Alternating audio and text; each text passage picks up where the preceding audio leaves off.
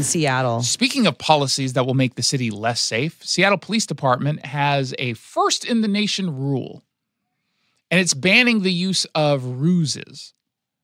Cops will say something that they know is false, but they say it because it could either help them mitigate a potential threat, a criminal threat, or it could catch a criminal with this little lie. Now, to be clear, this is a policy that will not be followed outside of patrol officers and detectives. This is not going to be used to criticize command staff, the leadership. It's certainly not going to be utilized or followed at the mayor's office. They're going to continue to lie to you with precisely the same intent. Now, first, why are they doing this? They're doing this because defund activists still run things. And they got mad when cops pretended that Proud Boys were coming to the Chop Chaz zone, which they did. They said this over the radio because they knew that Antifa thugs were listening. That's what they do. And they had this kind of network of social media accounts and hashtags that they were using in order to connect people with what it was that they were hearing on the police scanners.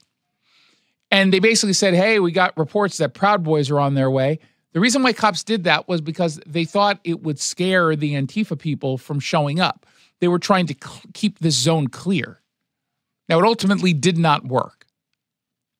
But it was enough for Mayor Bruce Harrell to come out and say, this undermines the public's trust and confidence in the police when they knowingly lie.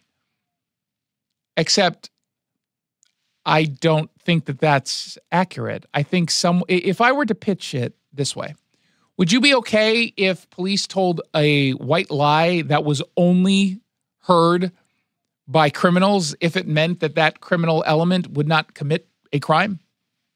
I think the average person would say, yeah, of course. What if they told a little white lie to get a confession? And you end up finding out who a serial killer is. Do you think the average person would say they're okay with it? Yeah, I think so. And yet in this case, we're pretending that they wouldn't be okay with it. I mean, that was a statement that Mayor Harrell actually made, that this undermines public trust and confidence in the police. With who? With the group that already distrusts and hates the cops? Because understand that the reason why cops made that threat of the Proud Boys coming by was because they were trying to prevent Chaz from becoming what it became, where 2 black teenagers were murdered. They were doing it in service of those victims, not just the murdered black teens, but also other victims of Chop and Chaz. They did what they thought would work. It just didn't happen to work in that instance, but in other cases, it does work. That's why they use it. It is done with the best of intentions. But the problem is, it doesn't benefit criminals. So it has to be ended.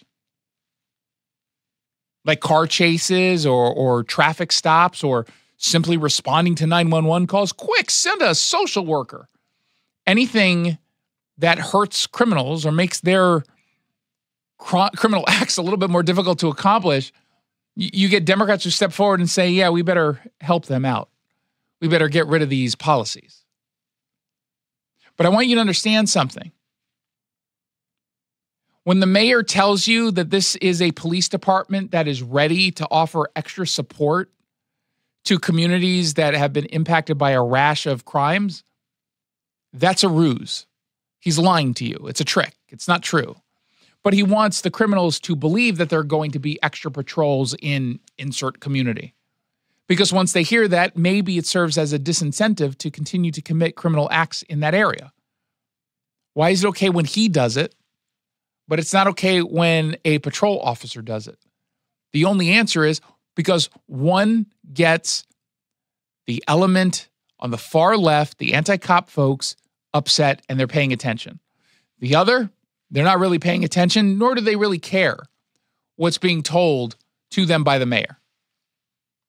And again, I would argue that's a big problem. Let's find out what else is trending.